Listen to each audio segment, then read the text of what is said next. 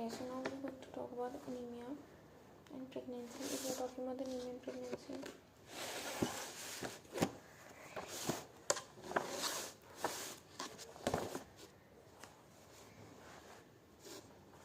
anemia and pregnancy एक तो होगा फिजियोलॉजिकल जो कि होता है हीमोडिल्यूशन के कारण, दूसरा होता है पैथोलॉजिकल जो कि होता है because of any other cause. It could be like iron deficiency और it could be like folic acid deficiency or HB is very less. If the HB is less than 11 it is considered as anemia. If the HB is less than 7 it is moderate. If the HB is severe, and if the HB is less than 4 it is very severe anemia. And in the first trimester we have to look that the HB should be more than 11 gram per cent. In the second trimester it could be near about 10.5, and in the third trimester it should be 10.5 to 11. And if you are considering the hematocrit, it should be 33%, 31 to 32%, 33% and 30%. If you are talking about the one-liners, the most common cause of anemia in pregnancy, we have the physiological anemia and iron deficiency anemia. The most common cause of pathological anemia is okay. If you are talking about the anemia in pregnancy, the most common cause of physiological anemia, it is physiologically happening because of the hemodilution. Second, what is the most common cause of the pathological anemia? Pathological anemia, it is usually because of the iron deficiency anemia. What is the daily iron which is required for the body? Daily requirement in the body is 1 gram or 100 mg, ठीक है. And 250 चला जाता है और बच्चे को 300 चाहिए होता है. And if you are talking about the most sensitive marker of iron deficiency anemia, we'll go for serum ferritin. ठीक है, अगर serum ferritin less than 30 mg per ml है, that means the baby is having iron deficiency anemia. The most common cause for megaloblastic anemia is folic acid deficiency anemia. If you are talking about the dose of folic acid in megaloblastic anemia, that is 1 mg per day. Most common anemia after bariatric surgery is vitamin B12 deficiency anemia.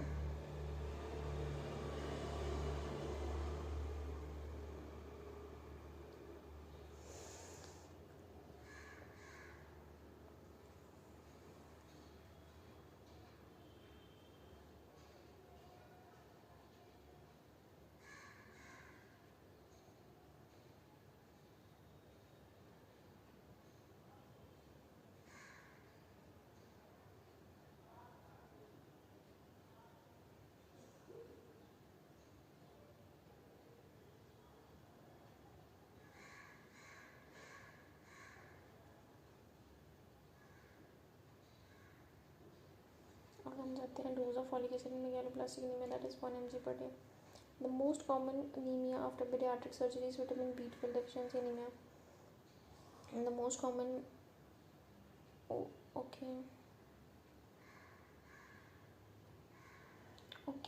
after bariatric surgery it is done the vitamin B12 deficiency anemia. Most common intact cause of the maternal mortality anemia. The most common type of anemia of pregnancy in developing countries, iron plus folic acid deficiency anemia. That is dimorphic anemia. If you are screening for anemia in pregnancy, it should be done in all females and should be done at first antenatal visit and should be repeated between 24 to 28 weeks.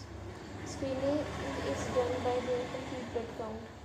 If you are going for management of iron deficiency anemia, total iron which is oral iron which is required is therapeutic dose of 2 to 3 tablets of iron per day. It is given till the blood parameters become normal. ठीक है. Management of iron deficiency anemia, step 1, we have to give 2 to 3 tablets of iron per day. It is given till the blood parameters become normal. First the blood parameter has to become normal and the reticulocyte count it increases. It start increasing within 7 days and maximum it is reached in 10 days. And HB it increases after 3 weeks. The rate of increase of HB is 0.7 to 1 gram per week. So maintenance dose, and then after that we'll give the maintenance dose of 1 tablet per day. And then this iron tablet is given throughout the pregnancy and 180 days after delivery.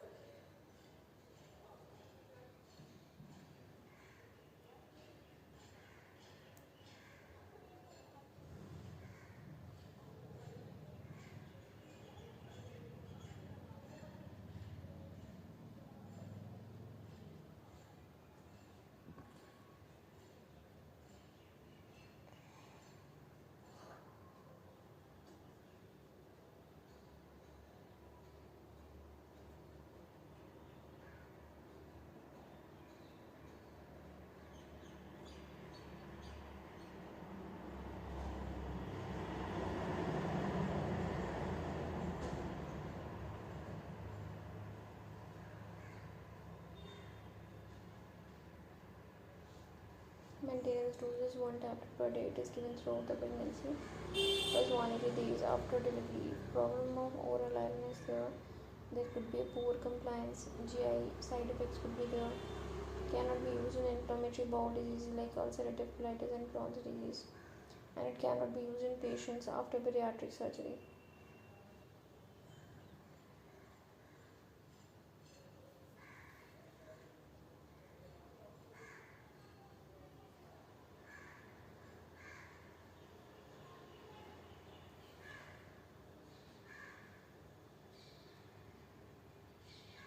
Problem of oral and pure compliance. GI side effect cannot be used in inflammatory bowel disease like ulcerative colitis and Crohn's disease.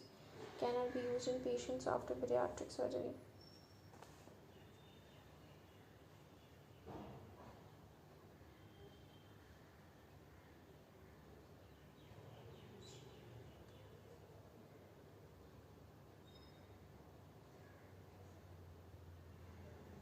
Parental iron की अगर हम बात करें तो पहली बात दोबारा से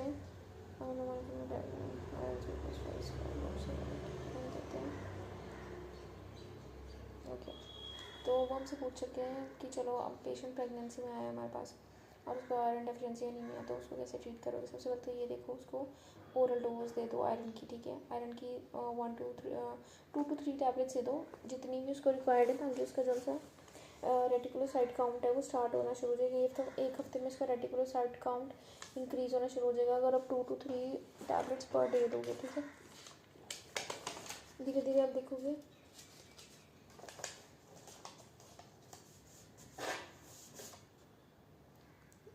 देखोगे कि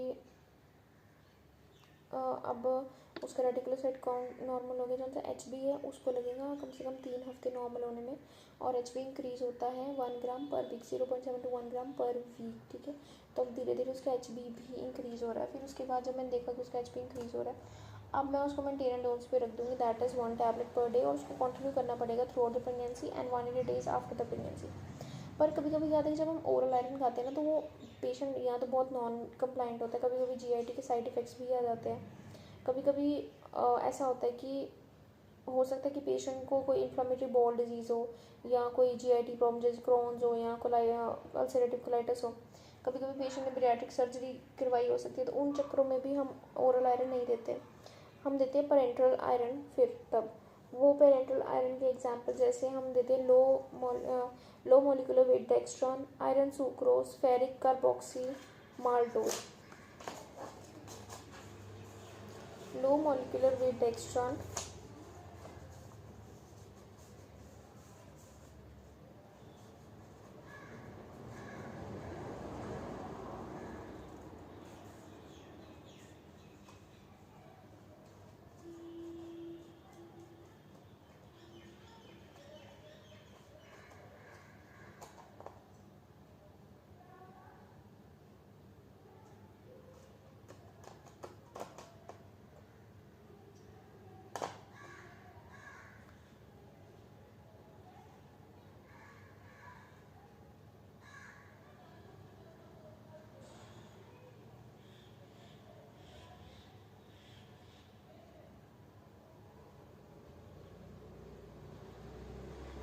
problems of oral iron is poor compliance, GI side effects cannot be used in inflammatory bowel disease like ulcerative colitis, Crohn's disease, cannot be used in patient after the bariatric surgery.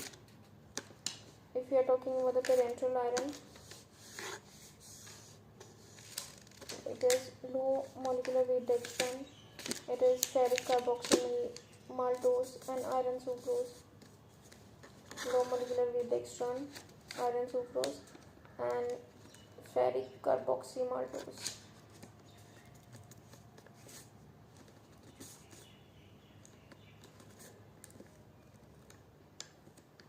The rate of increase of HB after the parenteral iron is same as that of the oral iron.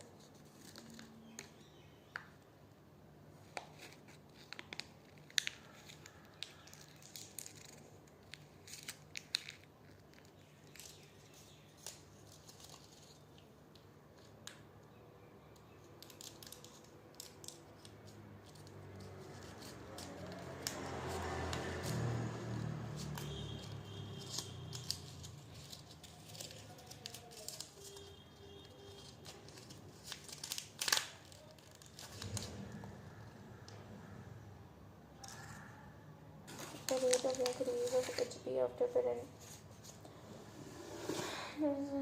वो कहता है कि जब तुम parental iron देते हो, जब तुम ओरल आयरन देते हो, तो rate of increase of HP same ही होता है।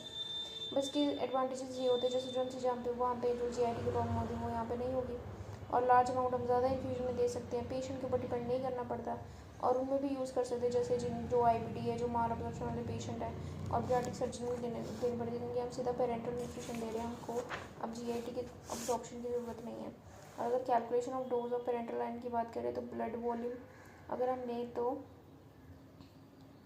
ये एक नया फॉर्मूला सा है, आई डोंट नो ये इम्पोर्टेंट है या नहीं है, पर एक बार रीड कर लेते हैं कि body weight minus body weight multiplied by 14 minus H B, 14 minus जितना भी उसका एच बी होगा, उसको 14 माइनस उसका जितना भी एच बी होगा, ठीक है, उसको हम मल्टीप्लाई कर देंगे उसके बॉडी वेट के साथ, उसको हम मल्टीप्लाई कर देंगे 2.145, ठीक है, और फिर उसमें हम ऐड कर देंगे 250 mg of iron,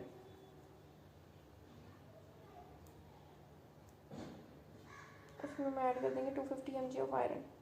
so body weight into 14 minus उसका एच बी इंटू 2.145, उसको ऐड कर देंगे 2.5, 2.1, 2.5, तो this is the dose of iron in mg, okay,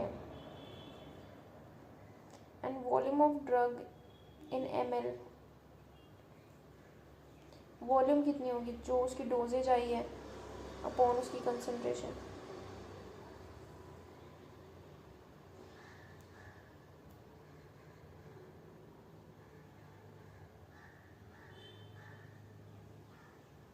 dose divided by volume of iron पर ml इन द, ये ज़्यादा ही कंफ्यूजिंग हो गया, बस इतना याद रख। डोज ऑफ आयरन अगर पूछ लिया तो बॉडी वेट के साथ होगा 14 माइनस उसका एच बी इंटू 2.1 प्लस 2.5। आगे हम चलते हैं ब्लड ट्रांसफ्यूजन पे। Indication of blood transfusion in pregnancy, blood transfusion की ज़रूरत कब पड़ेगी? जब बहुत ही ज़्यादा उसकी एच बी लो हो गया, एच बी लो बहुत ज़्यादा कब होगा, या तो वो 7 से नीचे है, या तो वो 6 से नीचे है, या तो वो 5 से नीचे है। अगर तो उसकी प्रेगनेंसी 34 पे जा रही है और उसके एच बी लेस देन 5 है तो ब्लड ट्रांसफ्यूजन करनी पड़ेगी। अगर 34 से भी आगे चली गई पर लेस देन 7 ग्राम है तो भी ब्लड ट्रांसफ्यूजन करनी पड़ेगी। अगर eight the time of labour है और एच बी जो सी है वो लेस देन 7 है, at the time of labour मतलब डिलीवर करने वाला है, of course there would be bleeding, और अगर एच बी लेस देन 7 है तो that is not a good condition, so we will have to give the blood and acute hemorrhage causing HB less than 6 gram %.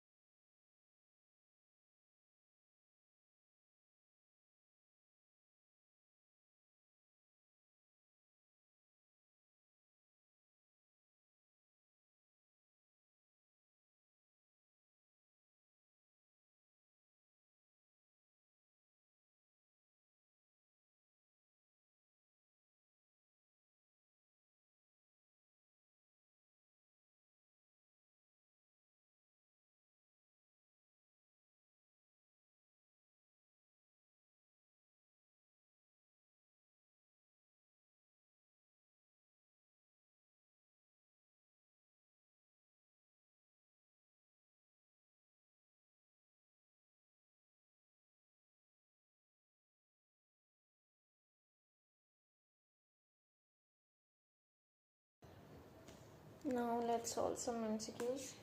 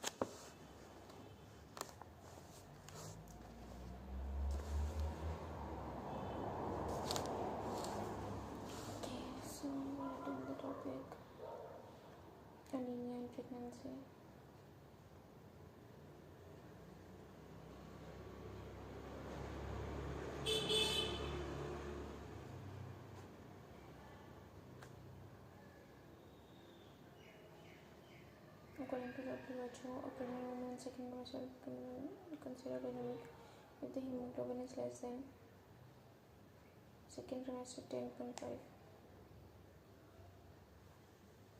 Pregnant women present with clinic with a complaint of dizziness on examination pale or present anemic if hemoglobin is less than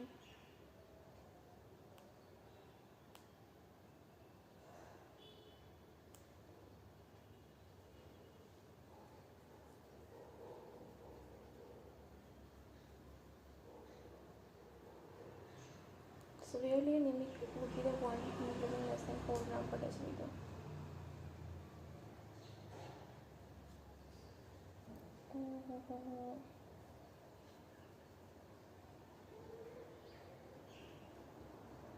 This is severe and that is very severe. Less than 4 is very severe. Okay, which are the following second most common pathological cause of anemia in pregnancy? Second most common तो iron deficiency नहीं है, तो second most common कौन सी होगी? मैं कह रहा हूँ लास्ट एनीमिया से बोल रहा हूँ. आयरन डेफिशिएंसी तो मोस्ट कॉमन है, which is second most common cause of the pathological anemia? Anemia associated with chronic disease. Most common is iron deficiency anemia and second most common is anemia associated with chronic disease.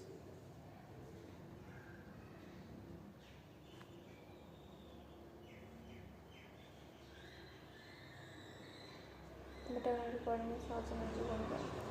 Second most common is recombinant chronic renal insufficiency is the most common cause. Recombinant burden is used for treating anemia due to chronic renal failure, inflammatory bowel disease, connective tissue disorder, granulomatous infection, malignant neoplasm, rheumatoid arthritis, chronic suppurative condition.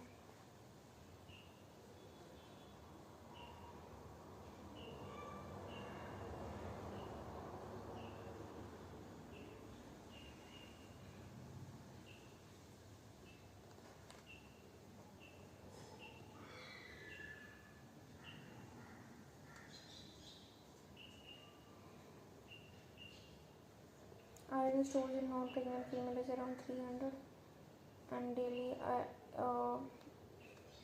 around हमको चाहिए होता है 40 to 60 and उतना हमारी body में मिलता नहीं है. ठीक है, आयरन कितना जाता है यार? 40 to 60 तो हमारा फूड में जाता है. हमको चाहिए 4 to 6 mg और क्योंकि 10% ऑब्जॉर्व होता है तो 40 to 60 mg per day dietary iron खाना इम्पॉसिबल है. तो इसलिए you initiate iron and folic acid supplements for a woman at 13 weeks of gestation according to the Ministry of Health and Family Welfare. What is the minimum duration for which she should take these supplements? Iron and folic acid 180 days. Then for the color correctly matched dose for the folic acid supplement that should be given in pregnant women with the following condition.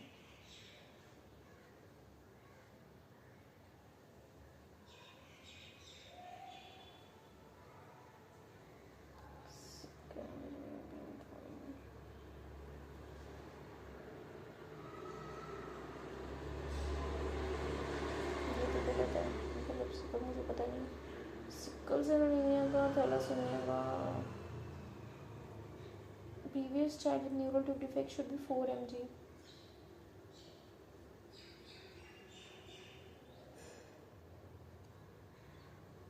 So correctly matched is sickle cell anemia, that is 5 mg. If you are having sickle cell anemia, that is 5 mg, and neural tube defect, that is 4 mg.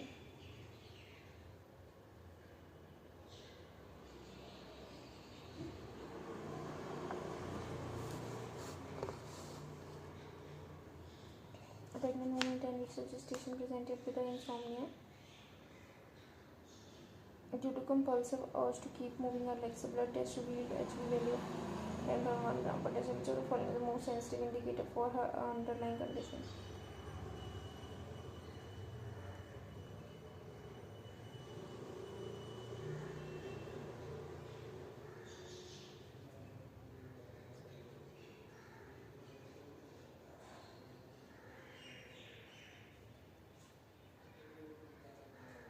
Most sensitive indicator तो serum ferritin होगा iron का.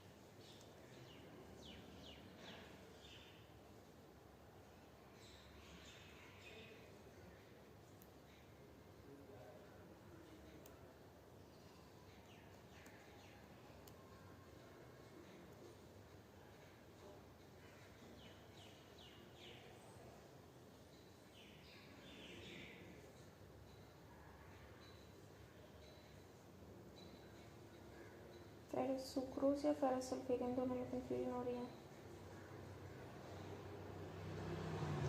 Ferrous sucrose.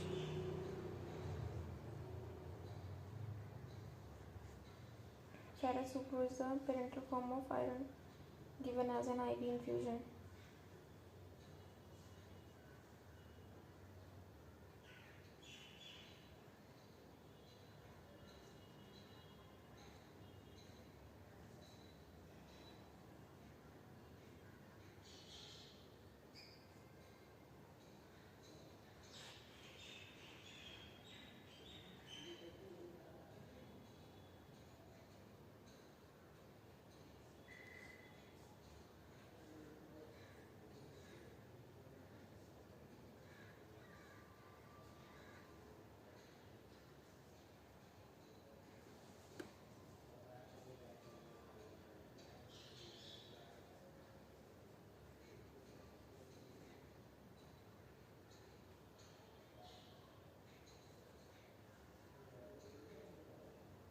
Postmortem women में हम कौन सा parental iron prescribe करते हैं?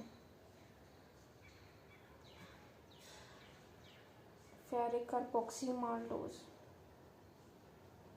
इन postmortem women.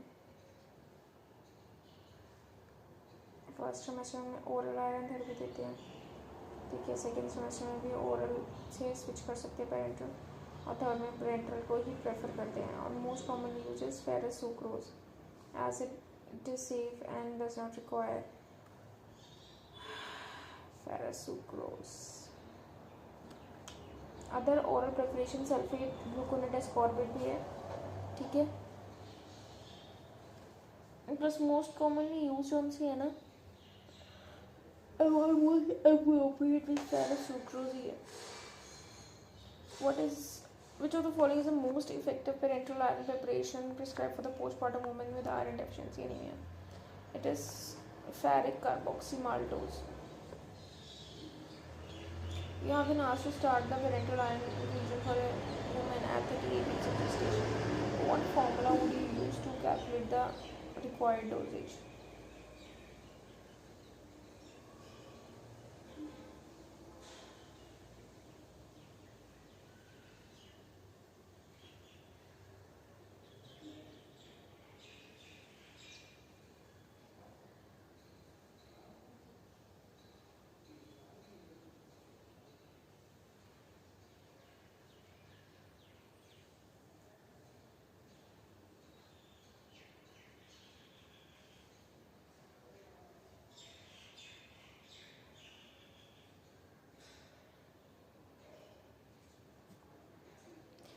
सौ एम जी तो उसने मुझे कहा नहीं, उसने तो मुझे 250 mg बोला था. इसने 500 mg थोड़ी कहा, इसने 250 mg कहा है. और यहाँ तो फिर इन्होंने अभी चेंज किया है.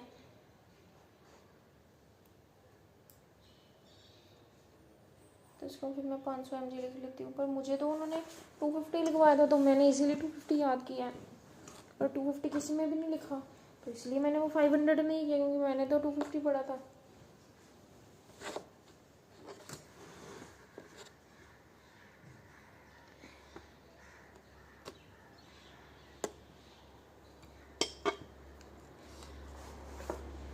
So this is 500.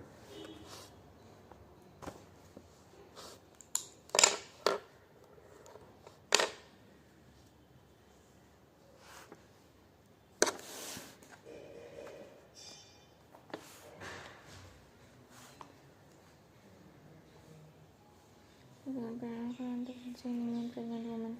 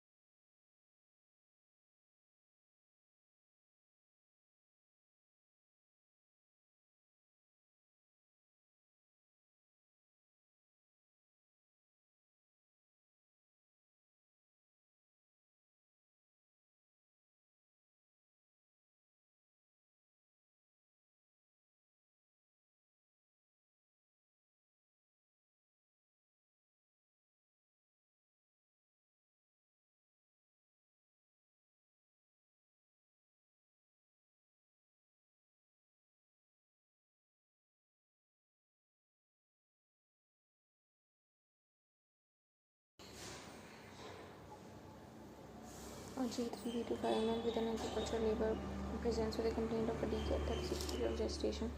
On examination, pallor and mild pedal edema is present. Her hemoglobin is 6.7 gram per deciliter. How will you manage this patient?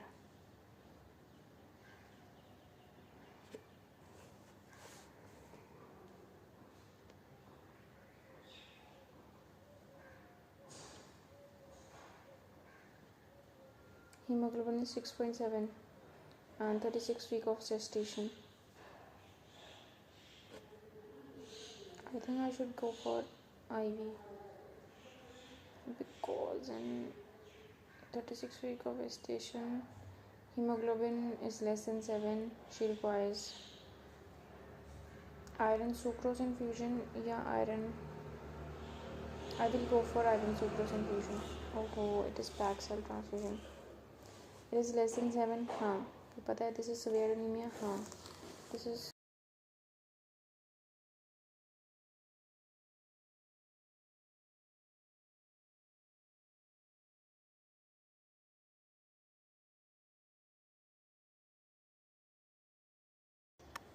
So why are we using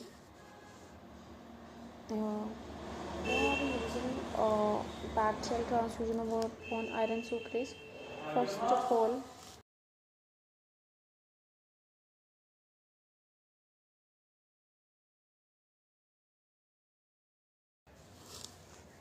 of all, what happens? I have read the complaint, and the patient is having pallor with a mild pedal edema. And if I am going to give iron sucrose infusion, that might lead to volume overload. So, a whole blood transfusion would be better to avoid the volume overload. So, treatment of choice for severe anemia less than 7 gram per deciliter in third trimester is packed cell transfusion.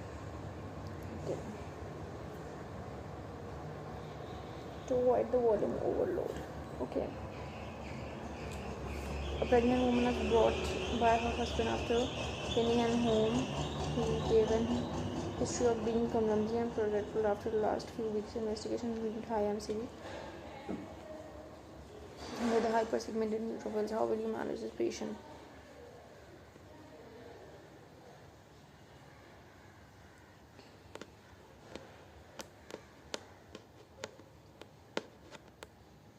I think it is folic acid deficiency.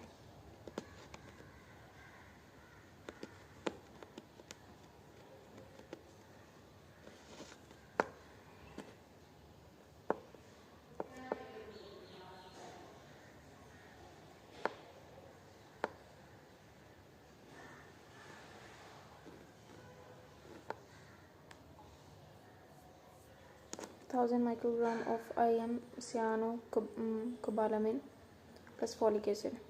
The given scenario points to vitamin B12 deficiency. It is treated by vitamin B12 injection with folic acid supplementation. That is 1000 microgram of IM cyanocobalamin should be given initially every week for 6 weeks. Following it should be given every month. With galactosic anemia, which is caused by vitamin B12 deficiency, should be identified and treated accordingly because folic acid supplementation alone will not help. Cause of vitamin B12 deficiency leading to anemia is gastric resection. All that is okay, but if a person is coming with forgetfulness, clumsiness, confusion is there, right? So these all features are indicating vitamin B12 deficiency.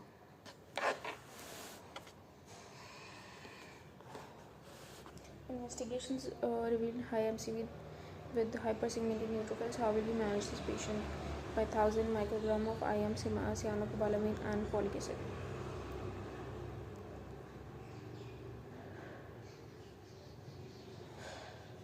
Okay, next. Angels pre-gravida with sickle cell trait comes to you for the first annual checkup. Which of the following is she at the higher risk of developing during the course of a pregnancy? An anxious pre-gravida with sickle cell trait comes to you for a first antenatal checkup. Which of the following is she at the higher risk of developing during the course of pregnancy? Preeclampsia, abortion, unitracted. सबसे पहले तो उसके पास sickle cell trait है, ठीक है.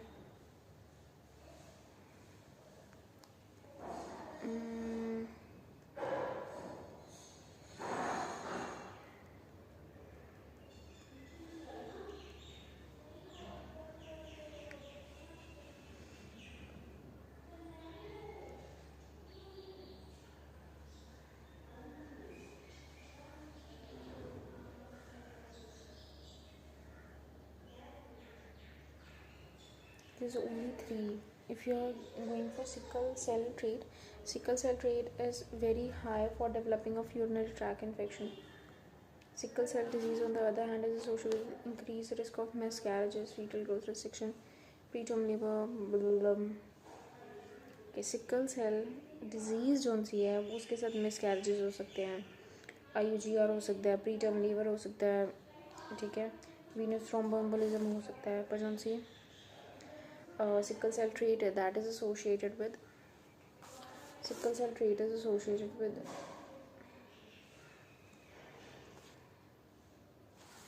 urinary tract infections. Okay. A sexually active woman with sickle cell anemia comes to the clinic for advice regarding contraception. Which of the following is the ideal contraceptive for this patient? उसको sickle cell anaemia है तो उसके लिए कौन सी contraception better है?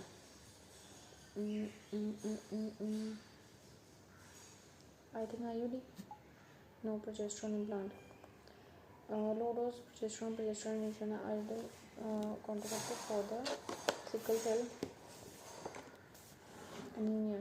Progesterone has been known to prevent painful sickle cell crisis. Okay, low dose progesterone.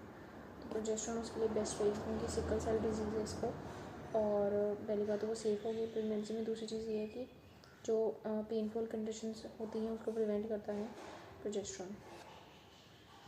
A pregnant woman with thalassemia may present to the clinic at 24 weeks of gestation with fatigue and shortness of breath. Which of the following is not true regarding the management of this condition?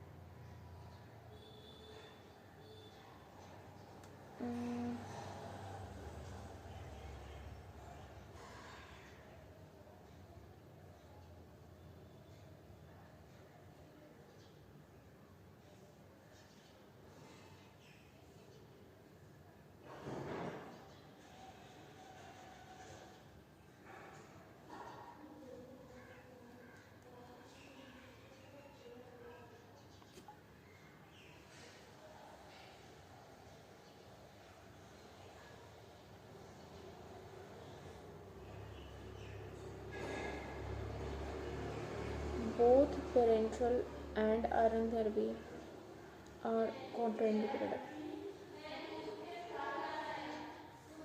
In thalassemia major, both parenteral and oral iron therapy are contraindicated, and breastfeeding is safe after delivery. Repeated transfusions are necessary to maintain the HB levels above 10 gram per deciliter.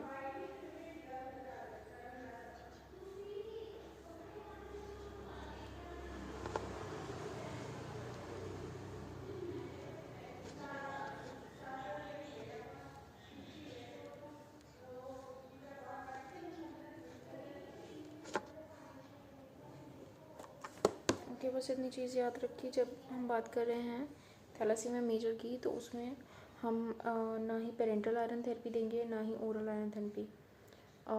Not even parenteral iron therapy भी नहीं होगी, oral iron therapy भी नहीं होगी in case of thalassaemia major.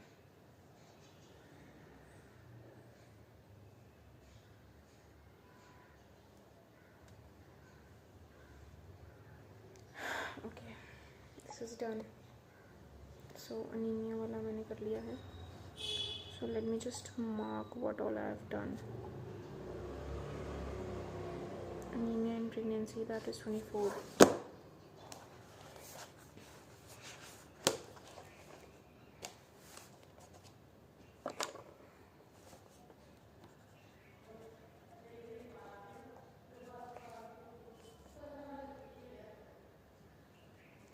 Is anemia, that is done.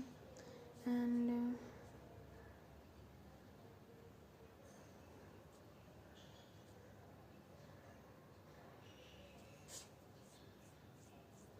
physiological changes 6 is done. Diagnosis of pregnancy and antenatal care, no, this is not done. This is also not done.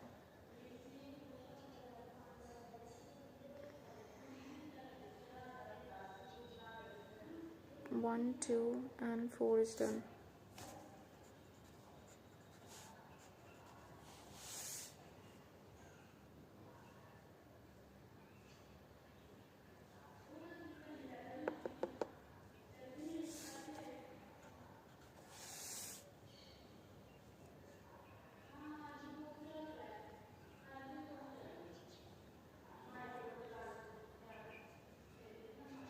Cardiovascular condition is also done. 27.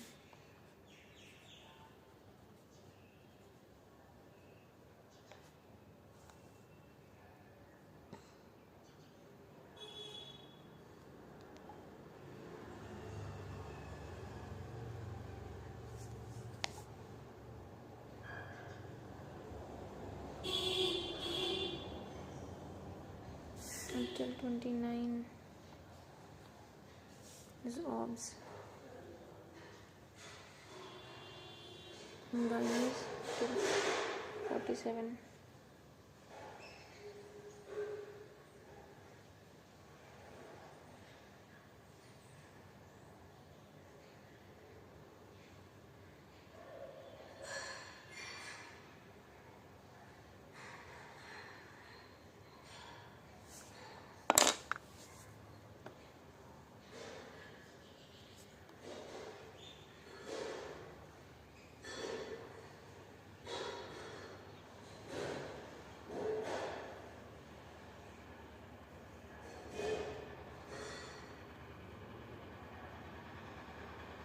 Okay, so now I'm going to go with diabetes and pregnancy.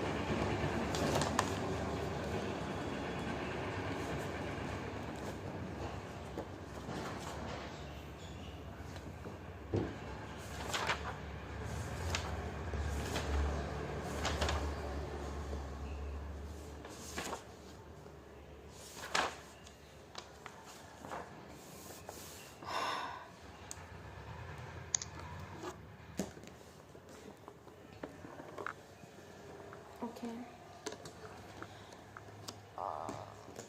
My feet are paining, my knee is paining. It's like you're stuck in a same position for hours.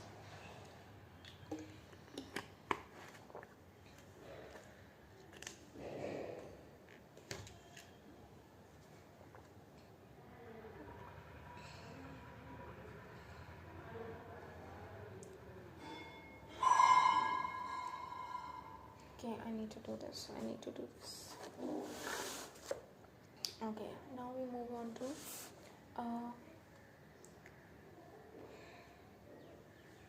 pregnancy and diabetes. Firstly, let's talk about the carbohydrate metabolism in pregnancy. There is insulin resistance in the pregnancy, mainly that is due to human placental lactogen, that is HPL. Other hormones that can also lead to insulin resistance is estrogen, progesterone, and cortisol.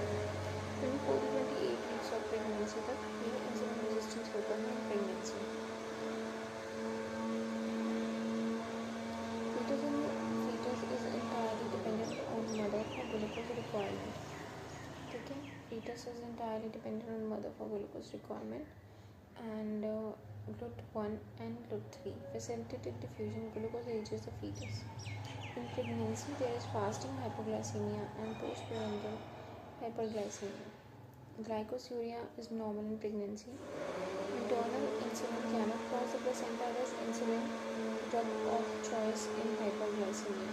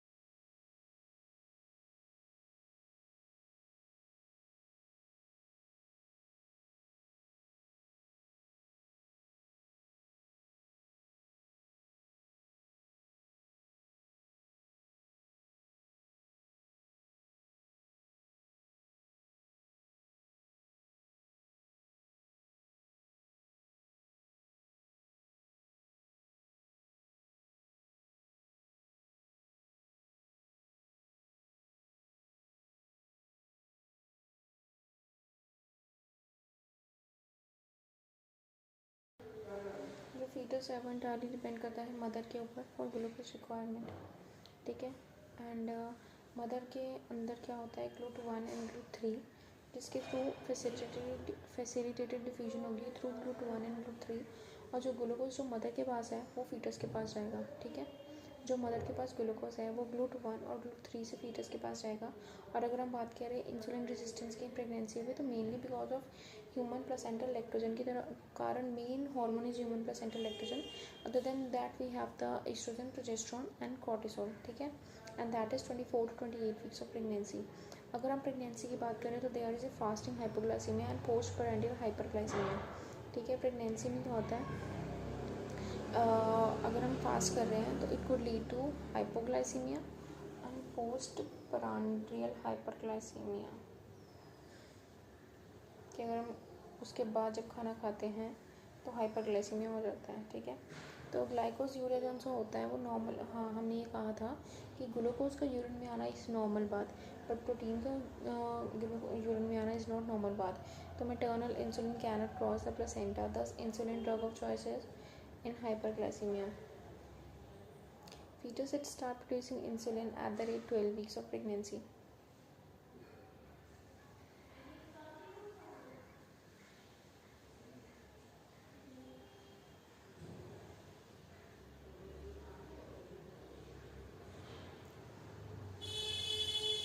So अगर हम maternal hyperglycaemia की बात करें तो there will be fetal hyperglycemia and hypertrophy of the B cells of the fetal pancreas, increase in the insulin of the fetus, growth of the fetus होगी, मैक्रोसोमी होगा, ठीक है।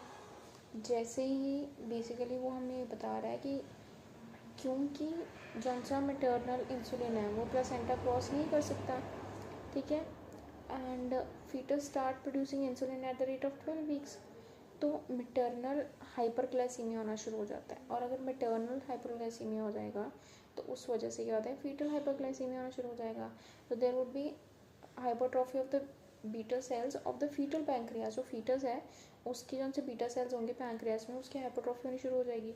तो उस वजह से क्या हो जाएगा, अगर बीटा सेल्स की हाइपरट्रॉफी हुई तो वो क्या प्रोड्यूस करते हैं, वो प्रोड्यूस करते हैं इंसुलिन। इंसुलिन बहुत ज़्यादा प्रोड्यूस होगा।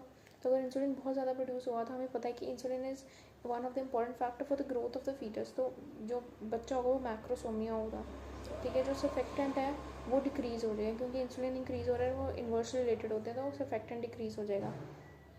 अगर सर्फेक्टेंट डिक्रीज़ हुआ तो इसका मतलब रेस्पिरेटरी डिस्ट्रेस होगा फीटस को। और थर्डली क्या होता है कि नियोनेटल हाइपोग्लाइसीमिया भी हो सकता है, ठीक है। नियोनेटल हाइपोग्लाइसीमिया होना शुरू हो जाएगा।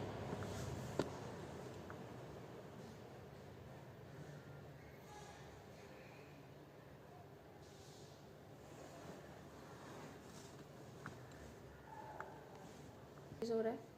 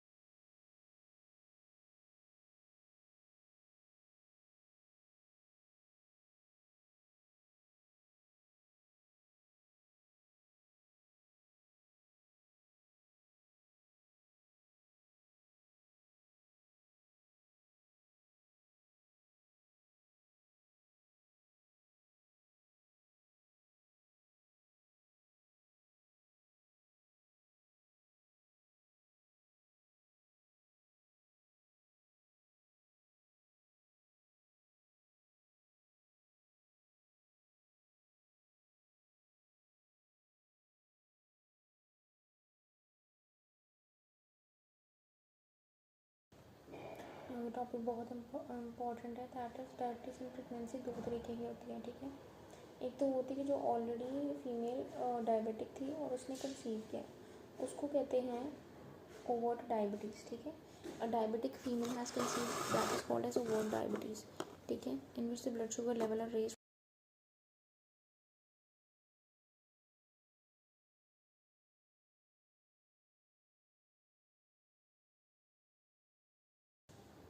and the second one is gestation diabetes. Normoglycemic female during pregnancy develops insulin resistance, become diabetic. Gestational diabetes, blood sugar levels are raised after 24 to 28 weeks of pregnancy. Free radicals are formed after 24 to 28 weeks. By this time, organogenesis is complete. No congenital malformation is there. In diabetes, what happens? Increase blood sugar from day one and increase in the free radicals. There is increased chances of congenital malformation.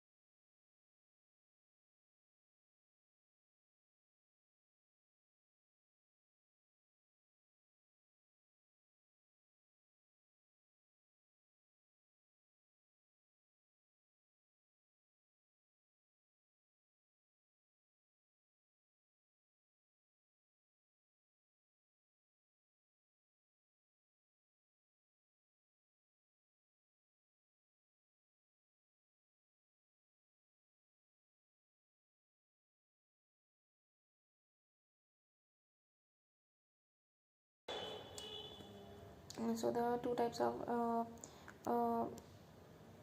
diabetic conditions in pregnancy. First is the female is already diabetic and now she is getting pregnant, and this is known as overt diabetes, right? And the blood sugar levels are raised from the day one, right?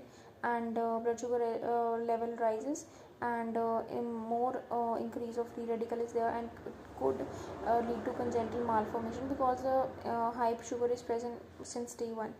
But in other case, that is known as the gestational diabetes, when the initially the patient or the female was not diabetic. After pregnancy she developed diabetes, and in that during the course of pregnancy she is developing the disease. So what happens, blood sugar level are raised after 24 to 28 weeks of pregnancy, and the free radicals are formed after 24 to 28 weeks of pregnancy. So this time the organogenesis completes. So in this case there is no congenital malformations there, right? And if we talk about the overt diabetes, that is when the female was already diabetic before pregnancy. Fasting blood sugar level should be more than 126 mg per deciliter. Random blood sugar should be more than 200 mg per deciliter, and HbA1c should be more than 6.5. Okay? These are tests to predict the chances of congenital malformation in babies of overt diabetic mother. If the diabetes level is less than 6.5, no chances. As 6.5 to 9.5, then 5% chances. But if it is more than 9.5 and she is getting pregnant, then the chances of congenital malformations are very high, that is 20%. So how to detect the over diabetic in a female? If his fasting blood sugar level is more than 126, a random blood sugar is more than 200, or HbA1c is more than 6.5, then there are chances of congenital malformation. And okay, now we know the patient is a diabetic patient, and no, she wants a baby, and there are chances that it could be a congenital malformation. So, as a gynecologist, how can I help the patient? She has come to me. I am diabetic and I know that there could be congenital malformation. What should I do, doctor? So, I would recommend her TIFA, that is level 2 of ultrasound scan, at 16 to 20 weeks of pregnancy, around when the first trimester is ending, right? And TIFA should be done in overt and gestational diabetes, okay, diabetes mellitus, and this is a method to diagnose if any kind of congenital malformation is there. It is a very good level 2 scan. It is, we have read that it is used for confirming the diagnostic, or diagnosing any congenital malformation. Further, if we talk about methods to prevent the congenital malformation in babies of our diabetic mother, strict control over glucose should be there, and folic acid supplementation should be there. What is a drug of choice? What should I give that lady? I should give her insulin. All oral hypoglycemic drugs are contraindicated. Remember that in diabetes you should never give oral hypoglycemic drugs. Never. Only the drug of choice is insulin, right? The most common system which would get involved in congenital malformation would be CVS, and the most common anomaly which is seen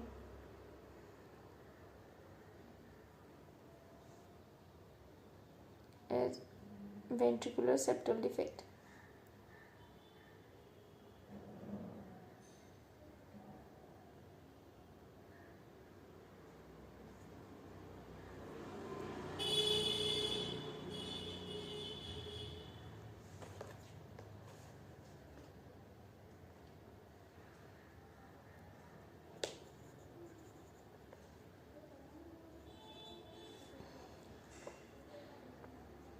Most common specific anomaly is ventricular septal defect, and most specific caudal regression syndrome or sacral agenesis. Uh, Most common cardiac anomaly in babies of diabetic mother.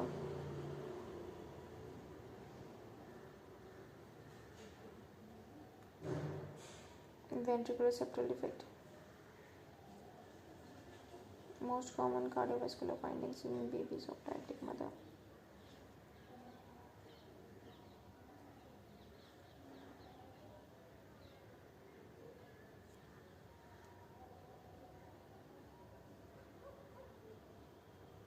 Most common congenital anomaly VSD, most common cardiac anomaly VSD, most common cardiovascular finding seen in the babies of diabetic mother is HOCM. Least common cardiac anomaly seen in the babies of diabetic mother is transposition of great vessels. Most common congenital anomaly VSD, specific anomaly caudal regression or sacral agenesis. Specific is transposition of great vessels. Tetralogy of Fallot is least common anomaly seen in the babies of diabetic mother. 50% chances of women with DME to develop overt diabetes mellitus in 20 years.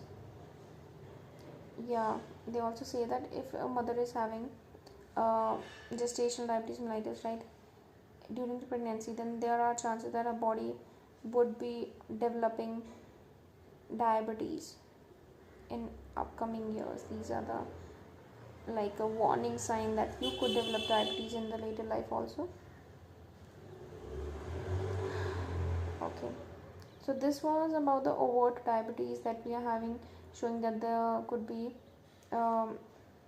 congenital malformations which are involving mostly CVS, and the most common is VSD, and most specific cardiovascular anomaly is TGA, and most common is VSD.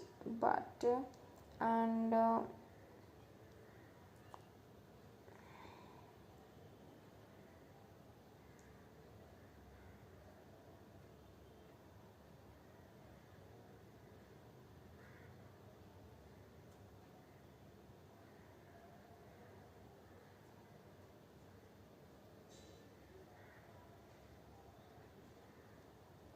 अजीब से question रहते हैं. Okay, so moving on to the next topic, that is gestational diabetes. If you are talking about the diagnosis of gestational diabetes, so how will we know that okay, a patient has come and she is a patient of gestational diabetes? Earlier she didn't have any diabetic condition, but now during the pregnancy she is having. First of all, we need to go for the glucose challenge test, or GCT, glucose challenge test, which is done at 24 to 28 weeks. Right, two-step approach is done by ACOG, and one-step approach is done by WHO. We can do it by two methods. We can follow the ACOG method or WHO method. If you are following the ACOG method, it is two-step approach, and if you are following the WHO method, it is one-step approach. According to the two-step approach by ACOG, American College of Gynecology. Okay, first step we need to go for. First step is the screening test. We'll go for the glucose challenge test, that is known as GCT, at 24 to 28 weeks in the second trimester. At 24 to 28 weeks, we are going for the test.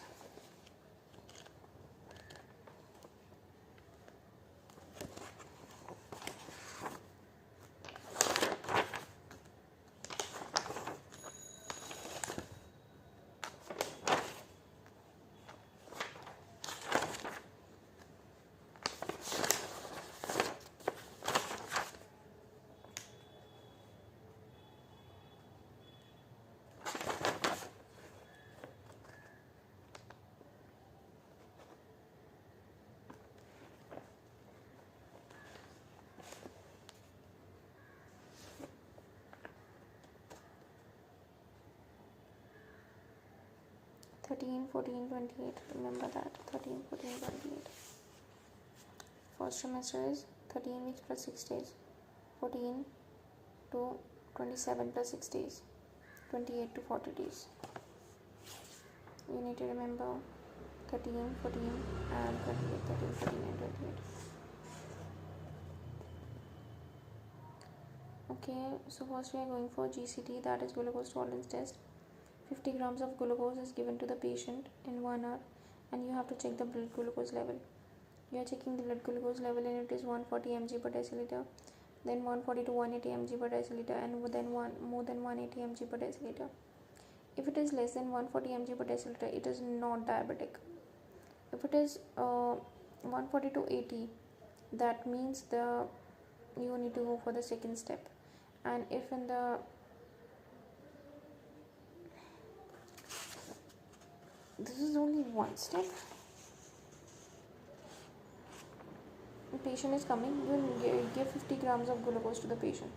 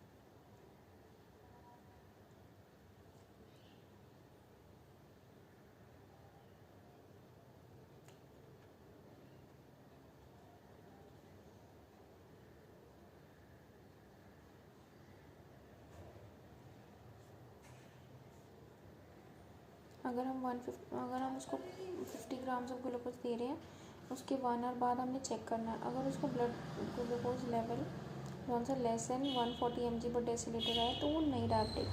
अगर तो 180 से ज़्यादा है, अगर 140 से कम है तो नहीं है. अगर 180 से ज़्यादा है तो वो डायबिटिक कन्फर्म्ड है. और अगर 140 से 180 के बीच में लेवल आ रहा है तो this is glucose tolerance test. ठीक है, फिर अब उसके नेक्स्ट स्टेप पे जाएंगे. That is step 2, that is 3 hour 100 gram OGTT glucose tolerance test, oral glucose tolerance test. 3 hour 100 gram, that is 1 hour 50 gram. तो स्टेप 1 था 1 hour 50 ग्राम, स्टेप 2 होगा 3 hour 100 ग्राम. ठीक है,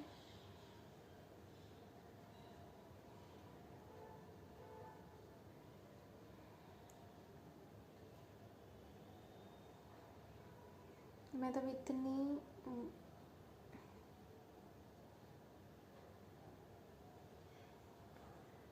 मैंने उनको कहा कि सैंपल लेना है, उसकी वैल्यू ये आई। तो सिंपल एक ही वाला याद कर लेना, 1 आवर पोस्ट पैरेंटल, 1 आवर के बाद ये इतनी वैल्यू आएगी। इन मैरो इन्होंने बहुत एक्स्ट्रा इन्फॉर्मेशन भी दी हुई है जो नहीं चाहिए। सिंपल लिखो, इतने में इतना होना चाहिए बस।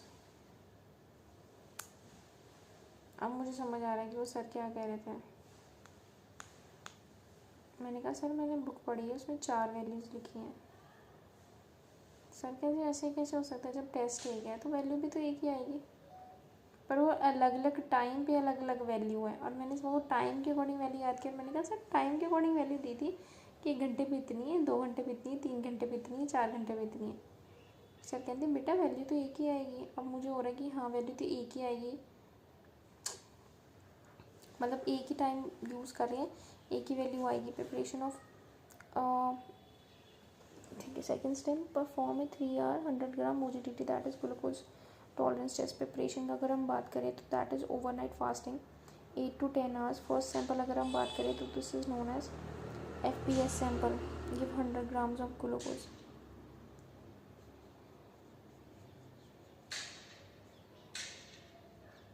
थ्री और 100 ग्राम ग्लूकोज टॉलरेंस टेस्ट, ठीक है।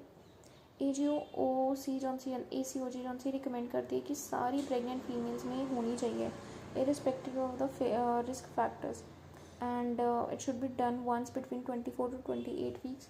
एंड जौन सी भी हाई रिस्क फीमेल हैं उनकी भी करनी होनी चाहिए GCT, should be done at the first antenatal visits and then 24 to 28, मतलब फर्स्ट एंटीनेटल विजिट पे भी होनी चाहिए। अब हमें ये कैसे पता चलेगा कि अब हम सेकंड स्टेप पे जाते हैं, ये कर लिया उसके बाद सेकंड स्टेप पे जाते हैं। सेकंड स्टेप में क्या हुआ, हमने जब किया ग्लूकोज टॉलरेंस टेस्ट तो हमने देखा कि हमने 3 आवर 100 ग्राम OGTT किया, ठीक है। तो जब हमने 3 आवर 100 ग्राम OGTT किया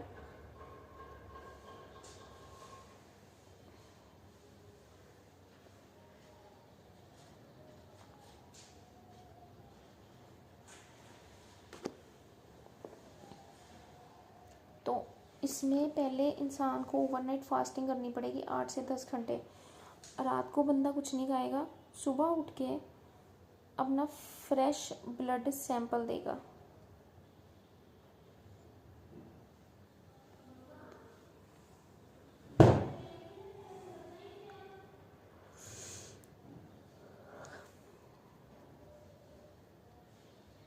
उसका फर्स्ट सैंपल हमने ले लिया, उसके बाद उसको 100 ग्राम ग्लूकोज पिला देनी है। 100 ग्राम ग्लूकोज पिलाने के बाद जो सेकेंड सैंपल है वो 1 घंटे पे लेना है, फिर दूसरा सैंपल 2 घंटे पे, तीसरा सैंपल 3 घंटे पे, ऐसे। सो टोटल हमने लेने हैं 4 सैंपल्स, ठीक है। If any two values are normal then diabetes is confirmed. उन्होंने लिखा भी ऐसे ही है कि चारों वैल्यू को देखना है इस टेस्ट में। 3 आवर 100 ग्राम OGTT, और मैंने भी सर को यही बोला कि sir 3 hour 100 gram OGTT test में उन्होंने बोला है कि 4 वैल्यूज़ लेनी है। तो सर ने मुझे कहा मेरा फाइनल वाइवा है, और सर कह रहे हैं कि ग्लूकोज टेस्ट में तुम एक ही वैल्यू लोगे, 4 वैल्यू क्यों लोगे, 4 वैल्यू की क्या ज़रूरत है। और मैं बहस भी नहीं कर सकती सर से, मैं क्या कहूँ हैं। और यहाँ पे ये लिख रहे हैं 4 वैल्यू लेनी है। अब मुझे प्रैक्टिकली वो होता होगा, पर थ्योरेटिकली अब मुझे ये पढ़ा रहे तो मैं यही पढ़ूंगी थ्योरेटिकली,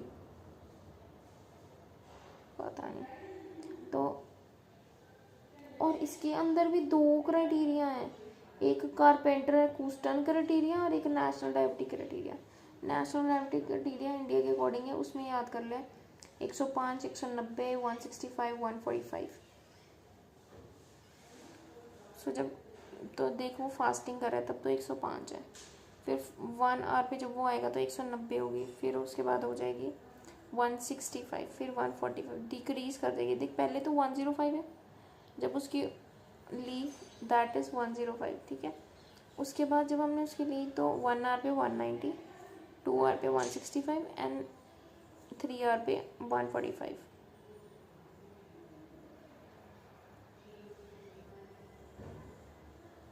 यहाँ तो फिर सर को भी नहीं पता होगा कि टेस्ट करते कैसे हैं। यहाँ फिर सर सिर्फ एक ही स्टैंडर्ड वाले को चूज़ करते हैं, पर इसके अकॉर्डिंग तो 4 वैल्यू लेनी है। और मैंने यही सुनाया था सर को कि 4 वैल्यू लेनी है, पर सर कहते 4 नहीं लेनी है। अब बुक में इतना थॉरली लिखा हुआ है तो मैं बुक वाली वैल्यू सुनाऊंगी सर को, मैं क्या सुनाऊँ। उसके बाद आता है 1 स्टेप अप्रोच, ये हो गया। उसके बाद हम जाते हैं सबसे पहले कि कौन सी हाई रिस्क फीमेल होती हैं। एक होती है ओबीज, जिनकी 30 ईयर से ऊपर एज है, जिनके पास प्रीवियस हिस्ट्री है ऑफ जेस्टेशनल डायबिटीज़ मेलाइटिस की।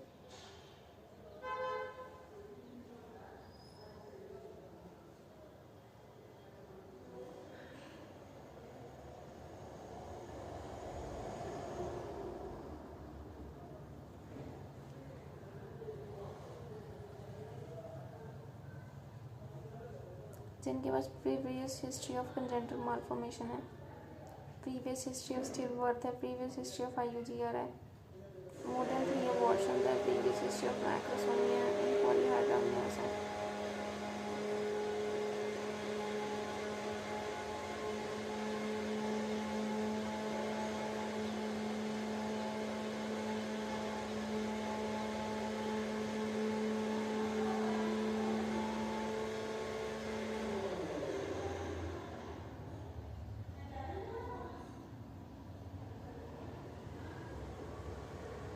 याद रखना है कौन से रिस्क फैक्टर अगर वो बनती है। ओबीज है, उसकी एज बहुत ज़्यादा है, उसके पास previous history of gestational diabetes mellitus है, हिस्ट्री ऑफ डायबिटीज़ है, previous history of congenital malformation है, previous history of stillbirth है, प्रीवियस हिस्ट्री ऑफ IUGR है, मोर देन 3 अबॉर्शंस है, प्रीवियस हिस्ट्री ऑफ मैक्रोसोमिया है, पॉलीहाइड्रामियोस है। तो ये सब कुछ होगा। Okay okay okay.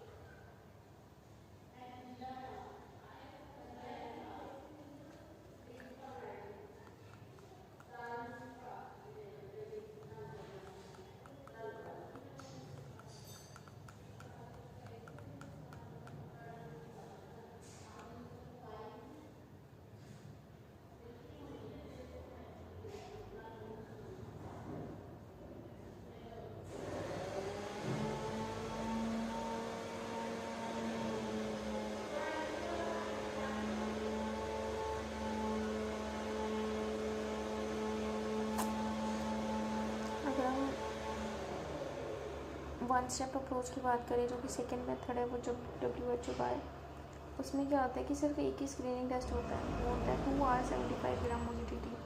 हमने पहले किया था 50 ग्राम 1 आवर 50 ग्राम, फिर 3 आवर 100 ग्राम। यहाँ पे करते हैं 2 आवर 75 ग्राम OGTT टेस्ट। ये भी स्क्रीनिंग टेस्ट होता है। इसमें पेशेंट को ओवरनाइट फास्टिंग कराते हैं 8 to 10 घंटे, फिर फ्रेश ब्लड सैंपल लेते हैं, फिर उसको 75 ग्राम OGTT देते हैं, ठीक है। और 2 घंटे का टेस्ट होता है, तो first hour and second hour उस पर सैंपल लेते हैं। तो फास्टिंग जौन सी होती है 1 और अबव 1 वैल्यूज अब normal diabetic criteria for 75 years. Fasting is 92,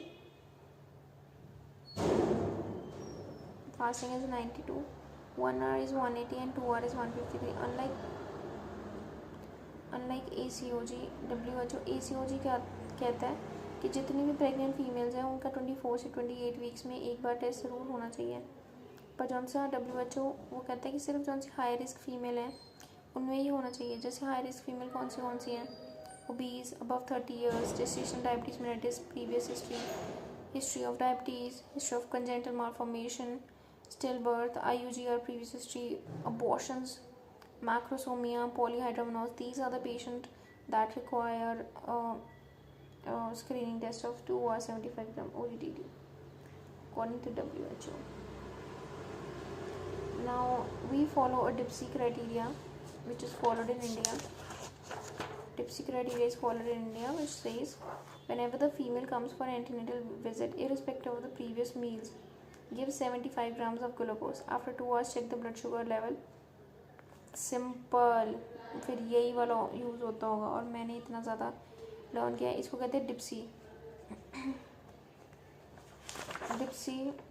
डिप्सी criteria India में फॉलो किया जाता है. जब भी जैसे भी फीमेल आई है, अगर वो कह रही है, अगर हमें नहीं पता ना कि उसका क्या है, मे बी उसके सिम्टम ऐसे शो हो रहे हैं, या वो कह रही है कि हाँ भाई मुझे पहले टेस्ट कराया था तो मेरा ग्लूकोज बहुत ज़्यादा आया था, तो OGTT करो, स्क्रीनिंग टेस्ट, 75 ग्राम उसको ग्लूकोज दे दो और 2 घंटे बाद चेक करो ब्लड शुगर लेवल. अगर तो मोर देन 120 है तो ग्लूकोज इनटॉलरेंट है. अगर वो मोर देन 140 है तो जेस्टेशनल डायबिटीज़ मेलिटस है.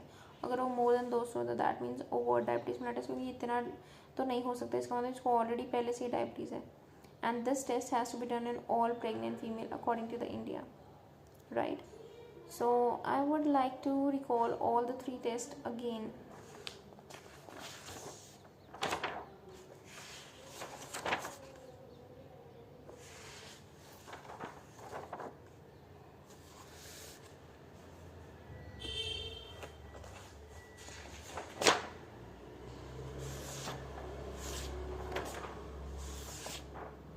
So first of all, I will go with ACOG method. It is 2 hour 75 grams, 1 hour 75 grams test, 1 hour 50 gram. It is 1 hour 50 gram test in which there is no fasting and the patient is told to drink it, and after that we'll have to look for the values after 1 hour. And if it is less than 140 and 140 to 180 and above 180 means it is confirmed diabetes. Less than 140 it's not diabetic, and if between 140 to 180 is there, we will go for the second step. In the second step we will do 3 hour 100 gram. That was 1 hour 50 gram, 3 hour 100 gram. 3 hour 100 gram glucose, that is done by overnight fasting. We'll tell the patient to overnight fasting करके आप अब इसको P, और जब हम sample आएंगे तो हम देखेंगे इसमें वैल्यूज़ होती हैं 105 फास्टिंग वाली, देन 190, 165 एंड 145. एंड उसके बाद एक होता है WHO के अकॉर्डिंग होती है 2 hour 75 ग्राम. उसमें भी ओवरनाइट फास्टिंग करनी है, फ्रेश ब्लड सैंपल लेना है, उसको पिला देना 75 ग्राम ग्लूकोज. उसके बाद आएगी फर्स्ट आवर सेकेंड आवर, और इसमें जो सी वैल्यूज़ होती हैं, फर्स्ट आवर की वैल्यू होती है फास्टिंग की होती है 92, देन 180 एंड 153. 92, 90, 180, 150. ठीक है, 90, 180, 150. देन जो इंडिया में हम मोस्ट कॉमन यूज़ करते हैं वो है डिप्सी में क्या करेंगे, इरिस्पेक्टिव ऑफ कि पेशेंट कब आया कब गया, उसका 2 hour 75 ग्राम्स ग्लूकोज टेस्ट कर देंगे.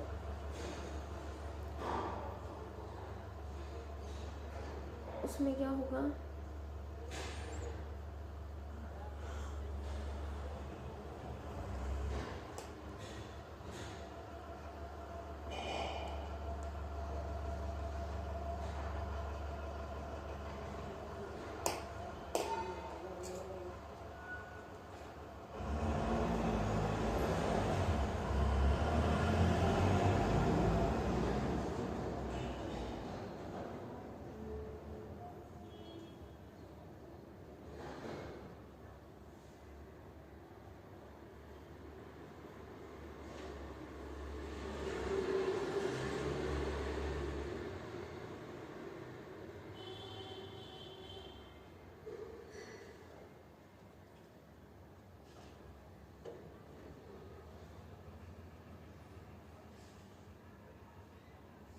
इसमें वो बंदा क्या करेगा, 2 hours के बाद वो चेक करेगा और इसमें कौन सी लेवल थी. इसके अंदर थी, याद कर, इंडिया में तो 120 होता है, 120, 140 एंड 120, 140 एंड 200 से 120 है तो ये ग्लूकोज इनटॉलरेंट है. अगर तो 140 है तो that is gestational diabetes mellitus, तो 200 है तो that means over diabetes mellitus. मतलब ये जो डिप्सी टेस्ट है इसमें हम यही डायग्नोस कर डालते हैं कि वो बंदा जेस्टेशनल डायबिटीज़ मेलिटस है या ओवर डायबिटीज़ मेलिटस है. And this test has to be done in all pregnant females, right. Okay, okay, okay, okay, okay. Okay, so if you're talking about the patient who has come to you and now you know that the patient is having right this, how will you manage the patient? The patient should be managed first is the diet modification and exercise which you are doing. There's the diet modification and exercise.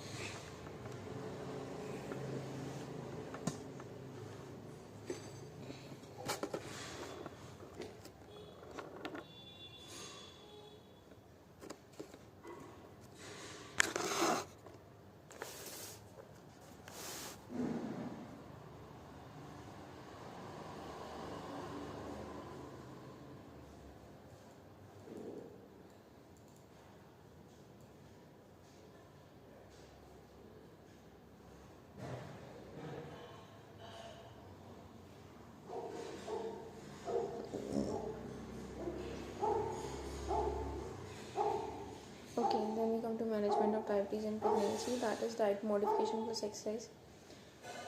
After 2 weeks, we'll aim for the metabolic goals, right? And firstly, if you are going to manage the diabetes in pregnancy, first thing that we have to do is to modify the diet.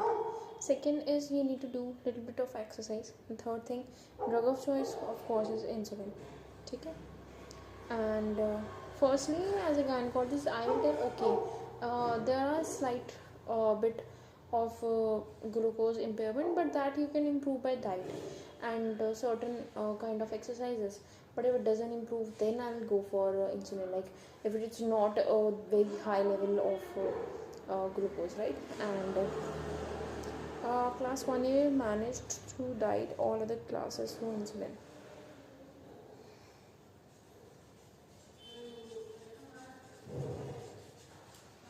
Okay. Further, let's discuss about the fetal surveillance, right? It begins by 32 to 34 weeks, and if growth restriction is seen, start monitoring from 28 weeks. Overt diabetes plus gestational diabetes mellitus patient or insulin.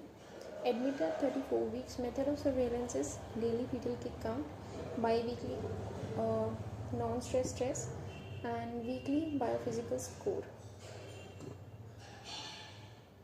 If we go for the time of delivery, that is gestational diabetes mellitus patient, control on diet, that is more than 39 weeks to 40 weeks plus 6 days.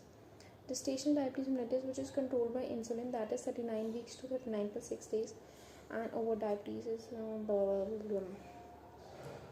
it important? Do I need to learn it? Okay, let's bring my mind to it and just learn it. Okay, now you are going to do the test at 28 weeks. As you know that this test is done at 24 to 28 weeks, and now you have confirmed that the lady is having the diabetes.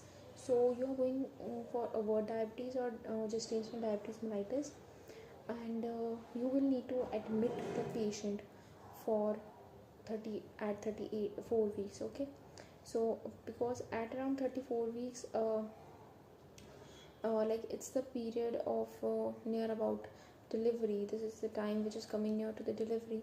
So you will admit that lady, and you will check the fetal prognosis, like daily fetal kick count. You will check bi-weekly non-stress test. You need to count bi-weekly biophysical score. You need to check. Basically, 3 tests that I need to remember is fetal kick count test, fetal kick count, non-stress test, and biophysical score. Fetal kick count, non-stress test, and biophysical score. Fetal kick count, non-stress test, and biophysical score. Fetal kick count, non-stress test, and biophysical score. Okay, then we go for the time of delivery. If we go for gestational diabetes mellitus patient, control on diet, that is beyond 39 weeks to 40 weeks plus 6 days. Gestational diabetes mellitus controlled by insulin. If I am having a patient that is presented to me with gestational diabetes mellitus, and that patient is controlled on diet, then that patient need to be delivered after 39 weeks to 40 weeks. Like it should be delivered on term. It's a good, because the patient is managed on diet. But if it is controlled by insulin and it's showing good prognosis, and fetal is also going good prognosis, then you can do it after 39 weeks to 39 to 6 days. That's like a proper term baby. Like, but if you are having an overt diabetes, it might lead to complications, right? So you need to go for the delivery at 37 weeks, around 37 weeks, right? And most commonly the preferred method is vaginal delivery. But if the fetus weight is very less, like it's less than 4.5, not very less, here there will be increase in insulin, that will increase in growth, and the baby is around 4.5 kgs. Macrosomia is, the baby is huge, so in diabetic female, so that case will go for the cesarean section. It is around 4.5 kg or bigger. And what all complications could be there in diabetes in a pregnancy?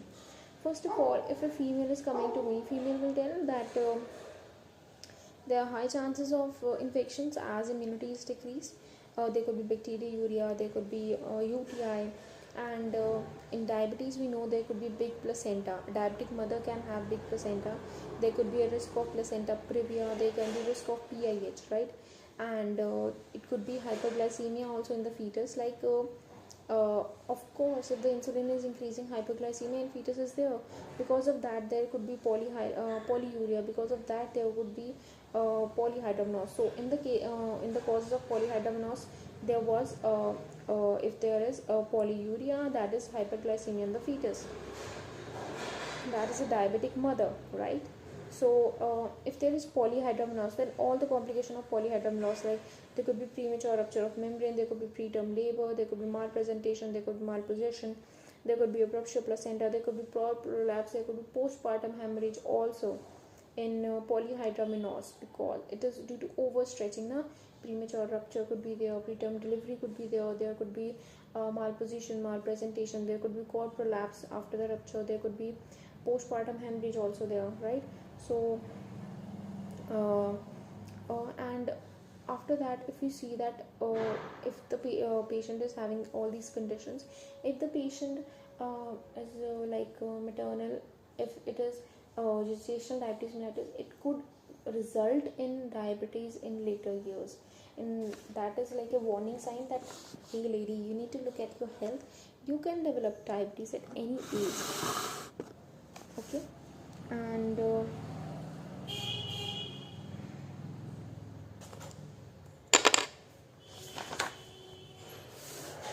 further we are going for fetal complication, that is fetal hyperglycemia.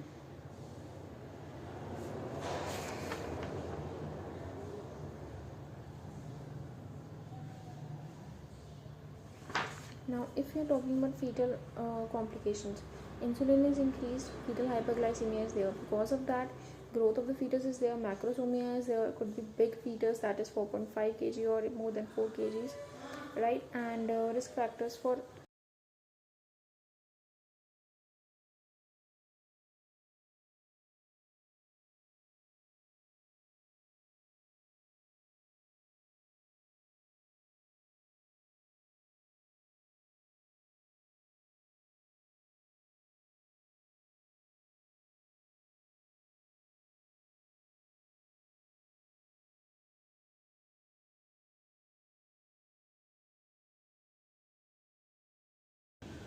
now I'm a gynecologist and I know that this could be um,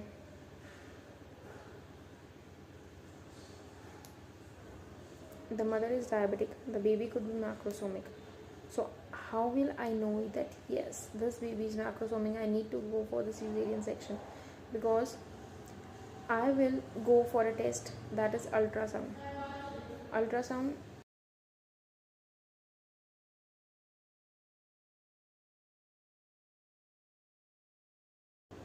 Ultrasound will show me the abdominal circumference. I'll see it will be more than 35 centimeters, that is macrosomia.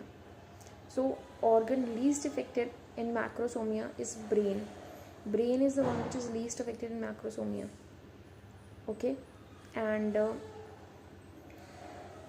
but on ultrasound, how will I get to know that the baby is macrosomic? By his abdominal circumference. And how will I manage the patient? Obviously if the baby is very huge and big, I will have to go for cesarean section, and weight of the fetus would be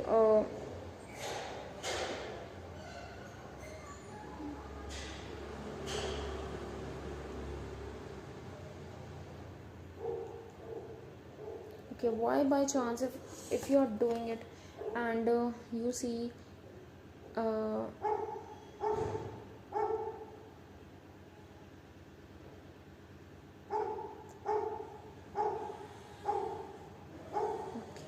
one of my friend is having hanging shoulders. Yeah, it could be, I don't know, I just reminded in my head that when the baby is big and you're trying to do with the vaginal delivery, it could result in shoulder dystocia.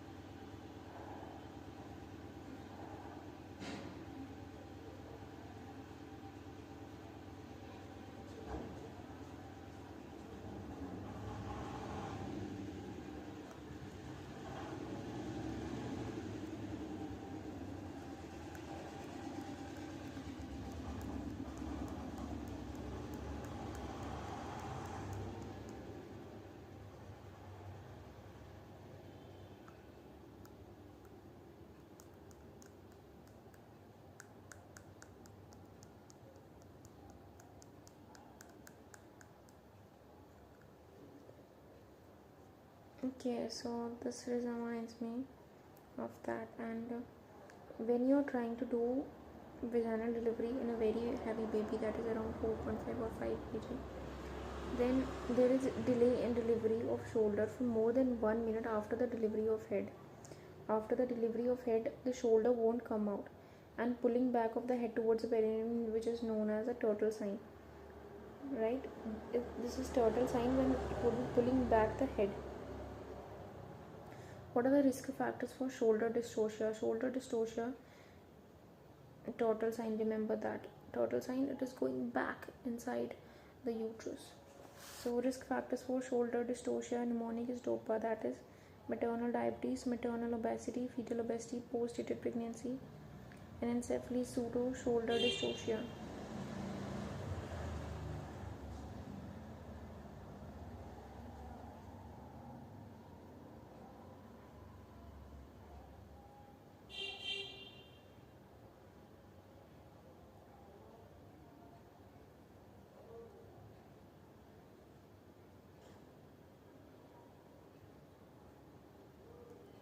What are the risk factors for shoulder dystocia? That is DOPA.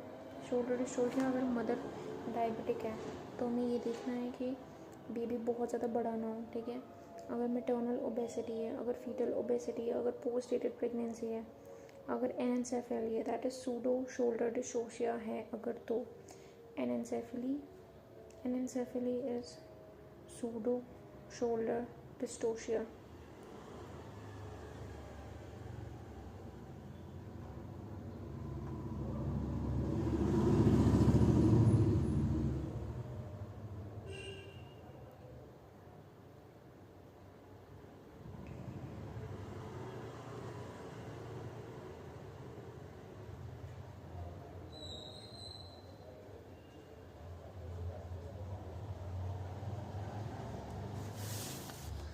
Okay, what are the risk factors for shoulder dystocia mnemonic is DOPA, that is maternal diabetes, maternal obesity,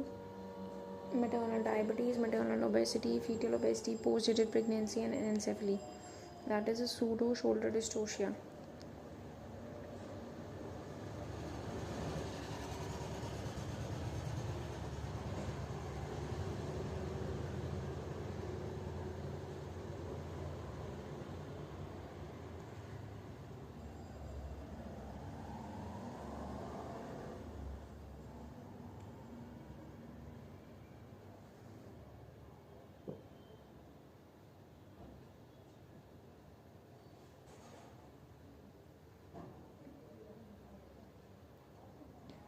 What would be the management of shoulder dystocia is known as helper. First of all, you will call for help, give episiotomy, you will flex the legs against the abdomen, that is Robertson maneuver, and abduction of the hips is done. Most common nerve injured during the maneuver is lateral femoral cutaneous nerve of thigh. Lateral femoral cutaneous nerve of thigh. Robertson maneuver is done. Robertson maneuver and suprapubic pressure is applied.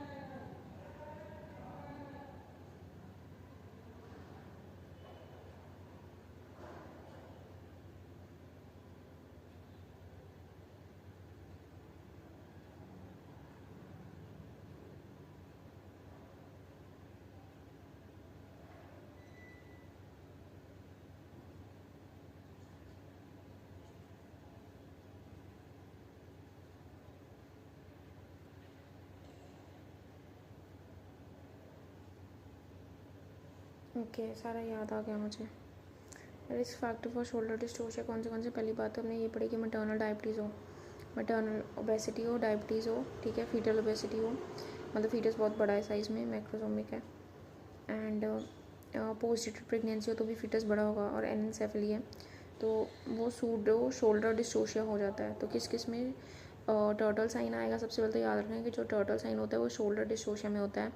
वो किस किस में आता है? सबसे पहले तो maternal diabetes, maternal obesity, then post term pregnancy में, and in case of anencephaly में सूडो शोल्डर डिस्टोशिया होता है, वो रियल नहीं होता। मैनेज कैसे करेंगे उसको? मैनेज करेंगे बाय, सबसे पहले तो हम हेल्प के लिए चिल्लाएंगे, एपिजियोटमी देंगे ताकि सरफेस एरिया और इंक्रीज़ हो जाए, ठीक है, प्रेशर देंगे। हम सबसे पहले तो क्या करेंगे, लेग्स को फ्लेक्स करेंगे अगेंस्ट द अब्डोमेन, और अबडक्शन करेंगे अपने हिप्स की, abduction of the hips करेंगे, and flexion of the legs against the abdomen, and this is known as Mac Robertson maneuver. I have seen that in the labor room, and actually for that two people are required.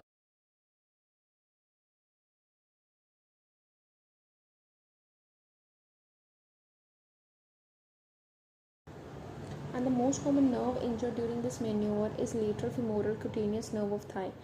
This is the most common question asked, that what is the maneuver? The maneuver name is Roberts maneuver and Mac Roberts maneuver, and which of the nerve is the most commonly asked? As we're pressing the as we are flexing the knee and we're pushing against the abdomen, so the most common nerve injured is lateral femoral cutaneous nerve of the thigh, lateral femoral cutaneous nerve of the thigh, right? And what is the first and the best maneuver in the management of shoulder dystocia? uh, okay, we can remember it by pair. Just imagine it like a patient is lying there and you are doing the delivery, and you see that, oh my god, that's turtle sign. The patient, the neck is hold and head has come out, but the shoulders are not coming out. Now what will we do? You will apply, you first of all you will go for Mac Robertson, that maneuver.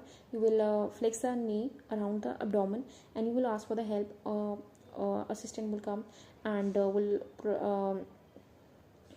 give suprapubic pressure, not fundal pressure. Remember that here we are not required the fundal pressure, here we require the suprapubic pressure, right? And around the pubic area, because the shoulders are shoulders are not coming out, so this is a very important thing, not the fundal pressure, suprapubic pressure is given. Then you see that the shoulders are not coming out, you will enter the vagina and hold and rotate the shoulders. That is known as Woodcock's maneuver or Robin's maneuver. You will enter the vagina, hold the shoulder, and you will hold and rotate the shoulder, and you will remove the posterior arm of the baby. That is known as Barnum maneuver or Jackmere maneuver. You will remove the posterior arm of the baby, and then you will rotate all four limbs. That is Gaskin or all four maneuver. And then you will take out the another arm. So firstly, apply the suprapubic pressure, then hold and rotate the shoulder, that is Woodcock's maneuver or Robin maneuver. Then you will take out the posterior arm, that is Jackmere maneuver or Barnum maneuver. Then Gaskin on all four movement, again you will rotate the baby, and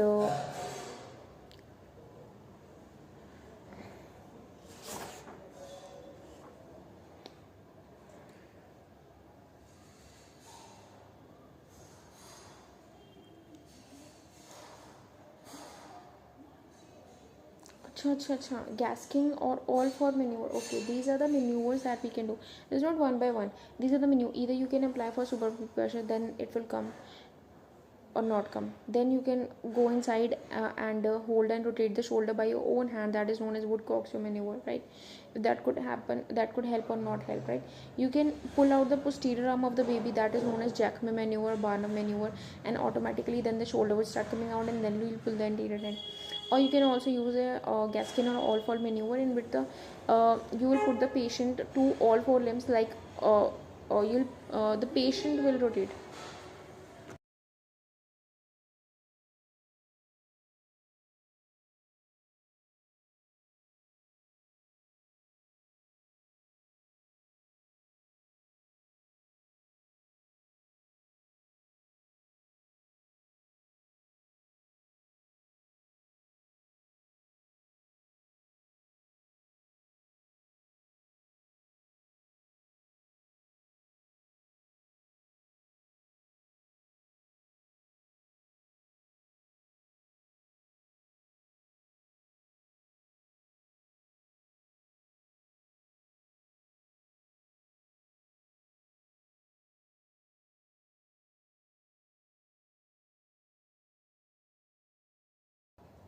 And the last maneuver that we can do is known as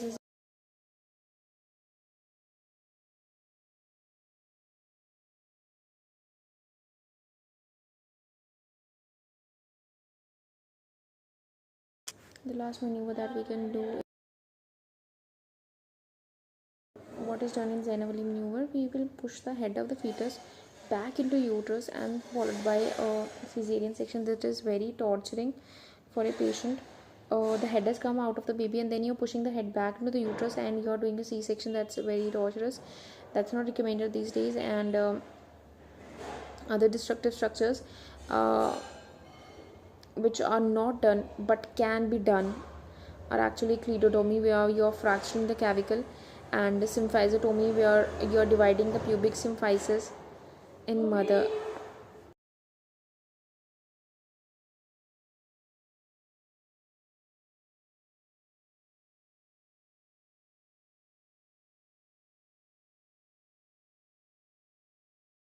So this is cleidotomy, where you're cutting out the clavicle, or you're dividing the pubic symphysis in the mother, and this is I don't think this should be done. Most common maternal complication of shoulder dystocia is PPH, and most common fetal complication is brachial plexus injury. Most common bone injured is clavicle fracture. This thing was done in the robot movie when the robot came and fractured his pubic symphysis and the baby was delivered. What kind of delivery was that?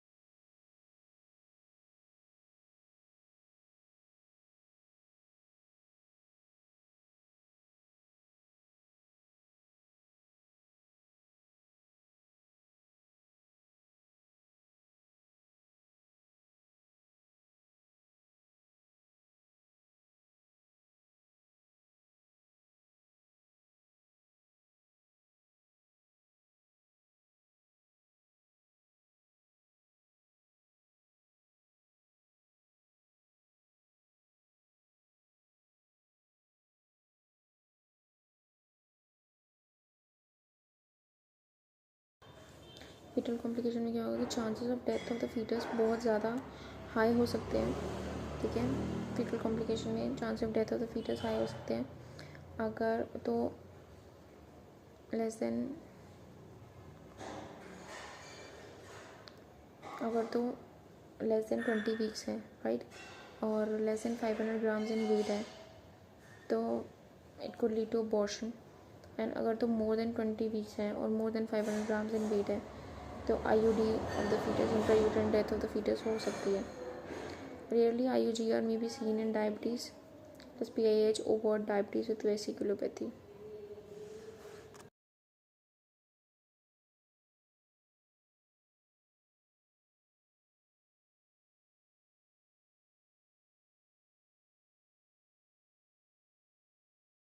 Fetal complications में कौन सी आ गया? Fetal hypoglycaemia कि वो बड़ा है, macrosomia बहुत बड़ा हो गया. ठीक है, दूसरी फीटल हाइपोग्लाइसीमिया शोल्डर डिस्टोशिया हो सकता है. चौथी फीटस की डेथ हो सकती है. ठीक है, एंड रियरली, वेरी रियरली जब PIH हो या प्योर वेस्कुलोपैथी हो तब IUGR भी देखा जाता है, but that is very rear. So main is 4, that is hyperglycaemia, macrosomia and hyperglycemia, macrosomia and shoulder dystocia. The fourth one is intrauterine death or abortion. And after the birth of the fetus, that is a neonatal hypoglycemia is also seen.